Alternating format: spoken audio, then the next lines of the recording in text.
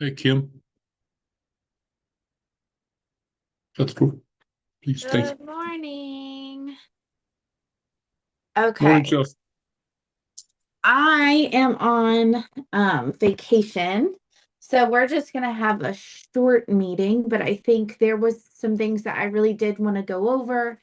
Some great things that are in the works right now. So I think we said in the last meeting that we were going to cancel this meeting. But I just wanted to give some quick updates. So I'll just wait a minute or so. How's it going, Jonathan? How you doing? I'm doing pretty good. So did we figure out the navigator date yet? Uh, I'm gonna make sure I'm gonna confirm today. I'll send you an email, but I think we are looking at the 23rd in Parkersburg. The 23rd of January? Yeah, that's a Friday. Okay. I'll confirm today and I'll let you know. Okay. Sounds good. Sounds good. That's awesome. All right. Let's just get started.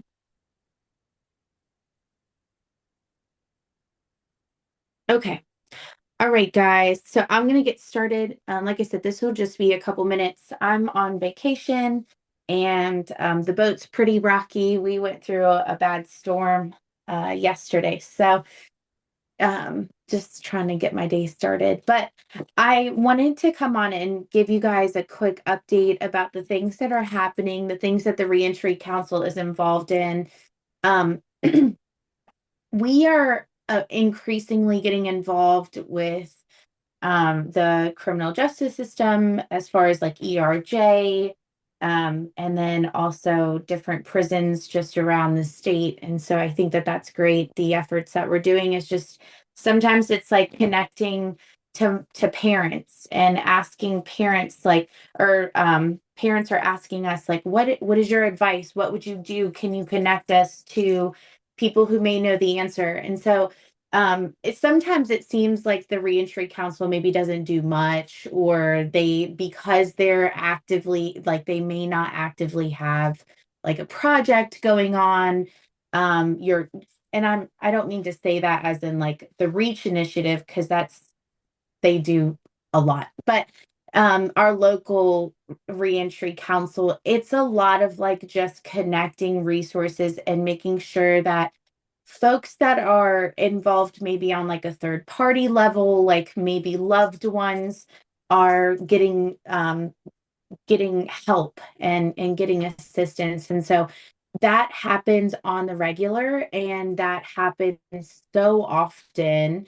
And it's a really valuable resource just for folks that don't know how to navigate this rough terrain. And it's nice to have someone who just maybe knows, maybe not knows everything, but knows people who know. And so that is a lot of what's happening right now in the Eastern Panhandle. We have things in place currently on two different avenues that I wanted to talk about.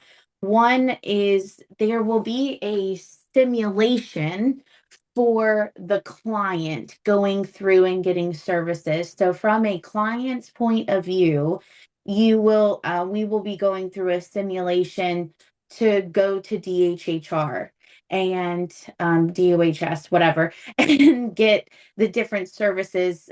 In the Eastern Panhandle, we would have that as the RRC, the Regional Resource Connect, and then getting those services and going through and getting your ID and what that looks like for a typical client.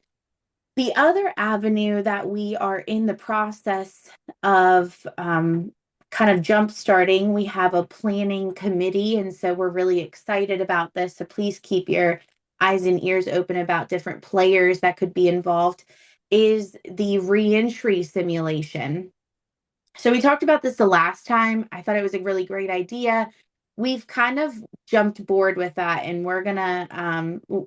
we have created a team, and that our planning committee will kind of organize and get the ball rolling, get the players that need to be involved. But we would love any suggestions that you guys have, any people that you would like to be involved at this point.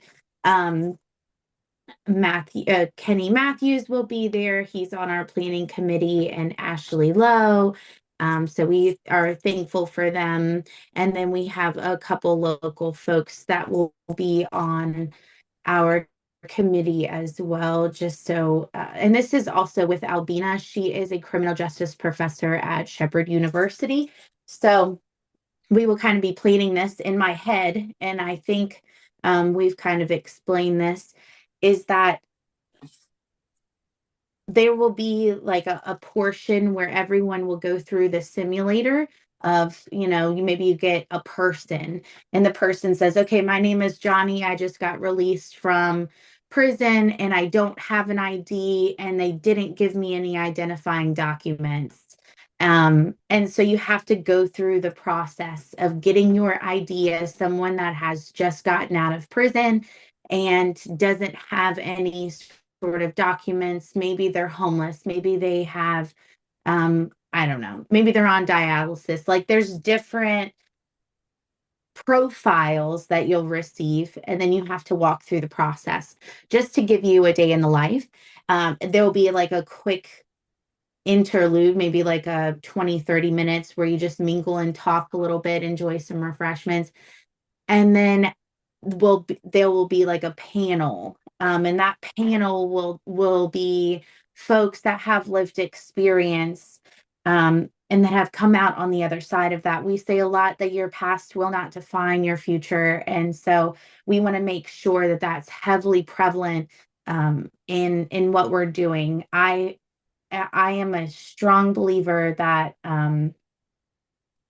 what we've done in the past, the mistakes that we've made, does not define who we are in the future ever. So that is what we're gearing up for. That will be in September. And then on a month-to-month basis, we'll have our planning committee get together.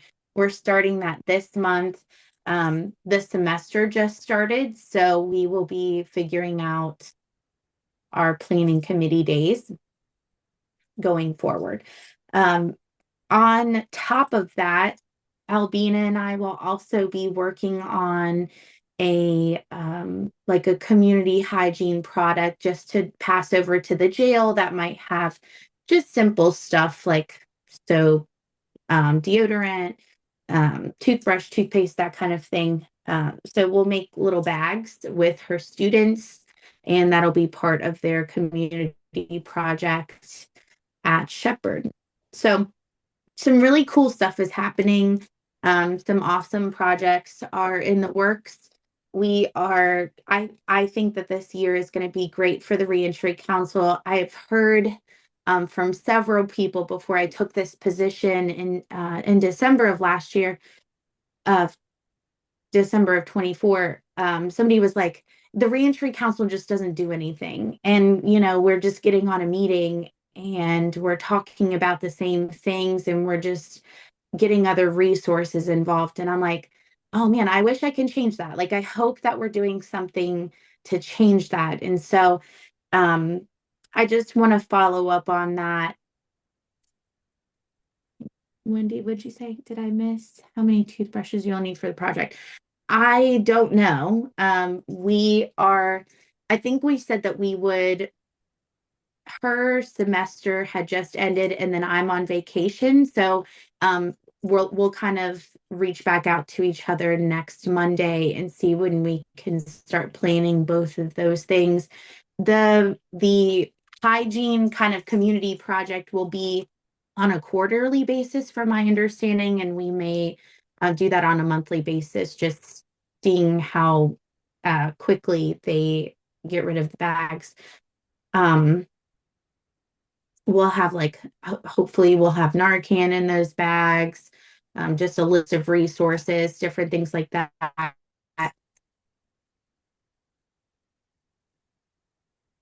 But we just need time up front. Oh, okay. Thanks, Sherry. I appreciate that. I'll definitely be reaching out. Um, okay, so that's the update. Any questions, or is anyone interested in getting involved in any way? Like I said, I'm on vacation currently, and so I didn't want to take up too much time. I'm going to go spend some time with my family. But there was one other, I just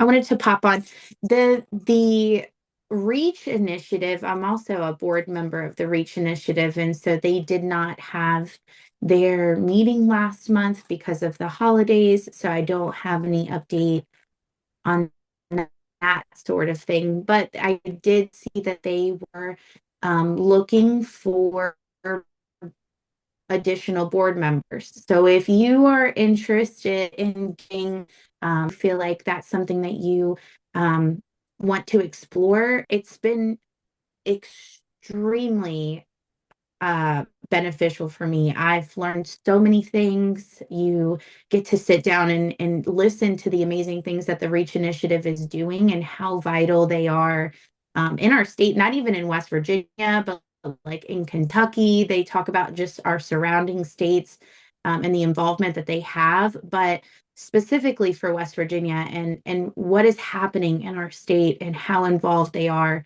So I would really recommend if you're interested. Let me see if I have the flyer. Hang on. I have it, Chelsea. I can put it in. Okay, awesome. So Is yeah, if is you're that for interested, the council? I thought that was for the board members. Well, that's what I meant. Sorry, the board member. Yeah, I have that too. Hold on. Let me put that in there. Okay, and then are they looking for additional? Um, Well, we also put in for navigators. Uh, they're looking to hire a a couple. Uh, I'm not exactly sure the number, but I know they put out a flyer. I'll put that in there too. and that was for specific states. I was like, oh my gosh, we need one here.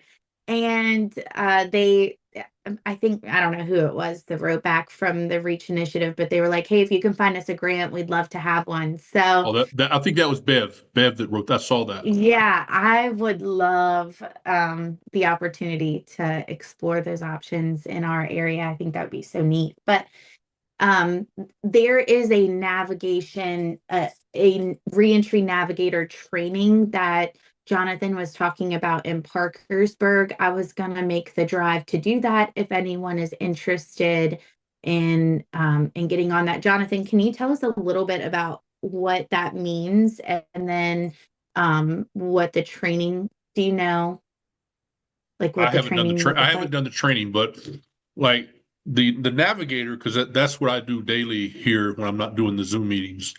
Uh, so we help people who are just as impacted uh, overcome the barriers that they may have getting back into society, getting their life back. So that starts with, as you brought out the ID, we help them get an ID. We help them uh, find out what fines they may have, citations may have on their driver's license. Start, getting them to pay the fines and stuff like that. We help with reinstatement fees, uh, but we help them, get on a payment plan, get their license back, uh, help them look for work. Just basically, we're there to help them navigate over the barriers that they may have coming out of prison or being just as impacted. Maybe you've not been to prison. You was in the regional for 5-6 months, and now you're back out. And you're trying to get everything back to normal, get your life back. And so we've recognized the barriers and stuff, and I think so. Like now, right now we're under one grant that our focus is employment. And Okay. then I think a new grant that we're getting, which is why they did the hiring of the navigator is going to deal with like housing. So we got money from the first foundation, and then we have our other grants that we've had already. And so like one is focused upon jobs and stuff, employment, and then our new one is going to be focused upon housing. So those are the barriers that individuals may have coming out. Like myself, I'm on the getting out app.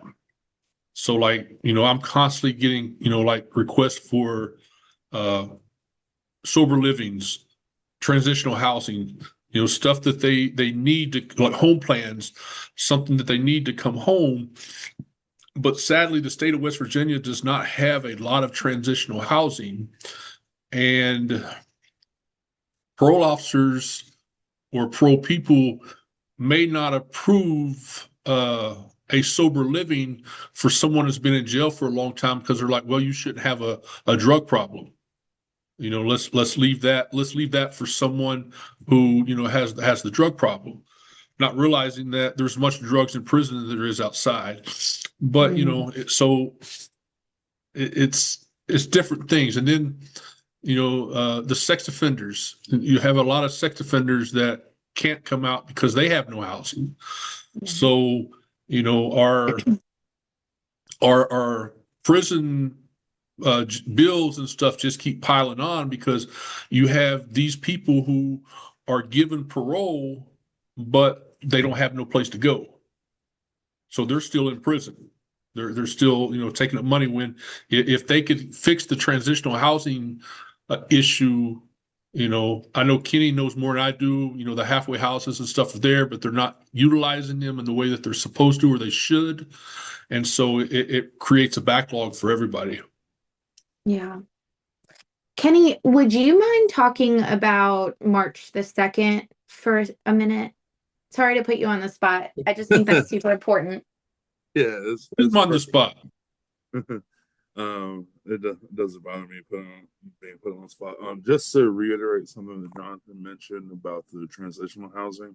So, West Virginia, there are currently 3 facilities that provide work release services. This is services where a person who is classified as a 2 or 1 level security clearance, as far as DCR standards go, is eligible to go to a facility where they can then be employed by the community, save up money, help them with transition, reentry efforts, things of that nature.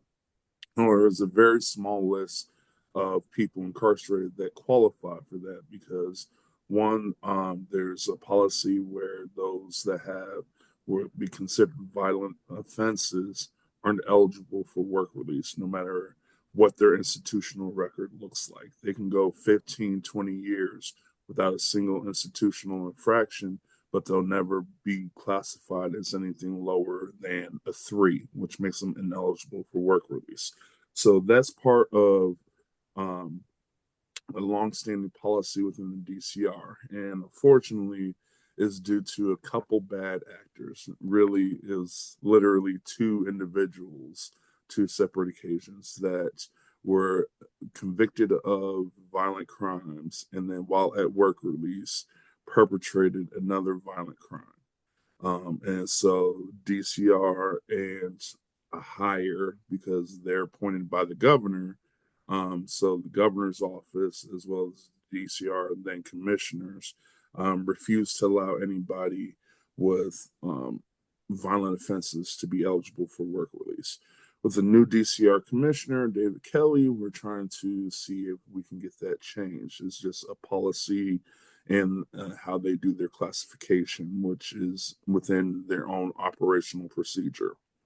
But the transitional housing, if they pass it into law a couple years ago, where DCR can utilize facilities that they have throughout the state, and create transitional housing for those that may not be work release eligible, and allow them to have the ability, kind of like the federal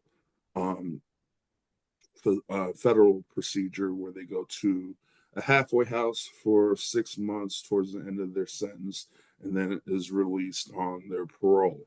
They're trying to make it similar to that. However, there was no money allocated to DCR to do that. They passed a bill, said DCR can do it, but the legislature then say, hey, use this money to do this.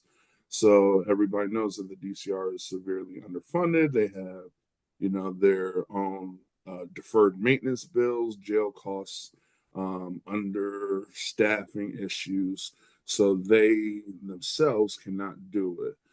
So one of the things that we're trying to get the legislature to do through talks is to actually allocate some money for them to be able to do that. But in vain with those proactive kind of things, on March the 2nd, which is 2 days before crossover day, we're having our Leading for Justice Advocacy Day at the Capitol. What we're trying to do is get as many people as possible where criminal law issues are important to them in their body of work to show up to the Capitol, whether it's coalition members, friends, families, loved ones, formerly incarcerated, to basically, for lack of a better term, storm the Capitol and show up in force in numbers. It's reminiscent to, the teachers union in 2017, 2018 showed up like 500 strong to the Capitol, and they were able to get some things done because the legislature saw that they had the backing and willingness to show up, and they also had votes. They looked at them as voting members. We want our CLR, our coalitions, our partners to be looked at in the same manner. There's a few of us that show up to the Capitol all session long. I'm one of those. And what we get told constantly is that we don't hear stories from people like you. We don't see people like you up here. We get emails about certain things, but nobody really comes in force and talks about these issues. We are going into midterm elections. People are sitting out and starting their campaigns. This showing that CLR issues, whether it's from work release, whether it's decarceration, whether it's reentry issues, whether it's second look, all these different issues ties everything together and affects all the other issues. So on March the 2nd, we're going to be starting off at the Center in Budget and Policies office at the West Virginia School Service Personnel Building on Washington Street at 8 a.m. Have a quick breakfast, possibly a couple speakers, and there we're going to walk over to the Capitol. And from 9 to when people leave, we're going to be having meetings with legislators. We're going to have sitting in committee hearings. We're going to watch the floor session, all these different things, and show up in presence. So we invite everybody to show up and attend. We are really, my goal is to have 300 to 400 people said, hey, be happy if you get 100 people to show up. And that's one of the things that makes fighting for these issues so difficult, because when it's time for people to show up, people don't. And then they want to send emails about how important this issue is. This is an opportunity for people to actually show up and be in the face of the elected officials and say, hey, these issues are important to us, and we're here to show that this is important to us, not just one person, not just 10 people, but a lot of people. So again, it's March the 2nd, and we're going to start off at the Center of Budget and Policies meeting room, and then walk probably the block and a half to the Capitol. We're hoping and looking to provide transportation supports. Yes, I'll be sending out emails, updating things to everybody. I'll send email to Jonathan. He can send it out to the email list. I will put my contact information in the chat as well, so that if anybody wants to help get involved, carpool, have any questions, they can feel free to get a hold of me. Um, and I'm looking to make this event as big as possible. We're doing this event in lieu of our Leading for Justice conference that we would normally have, and it's because after having a 3 or 4 day conference, um, a lot of people are tired, and there's a lot of emotions come out during the conference. Heavy issues when you're dealing with incarcerated individuals and in the criminal law system. So then they wouldn't come to the Capitol for the action event at the end. So we decided just to have an action event and get as many people to show up and talk and mingle as possible. Thank you. I appreciate that. I am the most sad that I won't be there, but I am recruiting in the Panhandle, and so hopefully some of our folks from here um are willing to go and are excited about that. I know a couple individuals are really jumping on that opportunity. So thank you for sharing. I wanted to also, if you're in the Panhandle area, just send a couple resources. Um, Monarch is having a life skills, and I think that this would be really vital. Like, just in my opinion, life skills is just lacking. It's not something that we are heavily teaching. And so that kind of makes an issue with adulthood, obviously. So that would be a really great thing. They are also having a mom support group that is open to the public. The life skills group is not open to the public, they said, but they are taking new clients. So if you know anyone that would benefit from that, again, this is the Panhandle area. The second flyer I sent is A1 Staffing. They are hiring for a position in Martinsburg.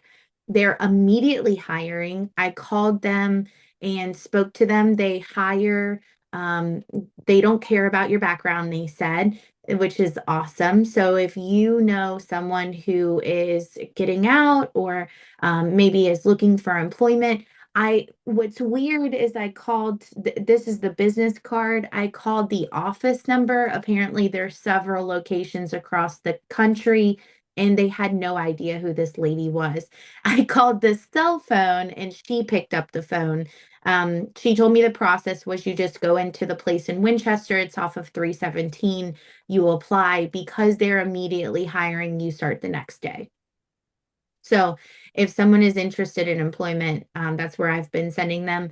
The mom support group is open to the public. So if you know a mom who just wants to meet other moms, that's a really awesome resource. And then walk-in Wednesdays for the hospital. This is a parenting class that's coming up for anyone that needs that. CMI is hiring. I just want to send these to you guys before we hop off. The boat is really like going.